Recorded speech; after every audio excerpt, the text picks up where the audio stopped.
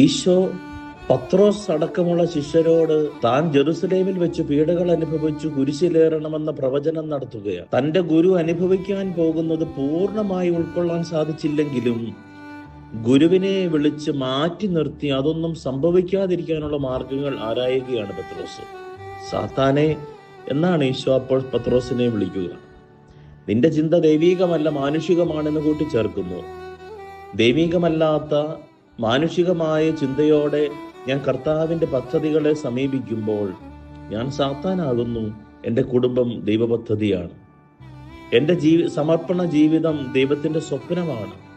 എനിക്ക് ദൈവത്താൽ ഏൽപ്പിക്കപ്പെട്ടിരിക്കുന്നവയെല്ലാം ദൈവ പദ്ധതിയുടെ ഭാഗമാണ്. എൻ്റെ മേൽ ചൊരിയപ്പെട്ടിരിക്കുന്ന നന്മകളും ദൈവീക പദ്ധതിയുടെ പൂർത്തീകരണത്തിനുള്ളതാണ്.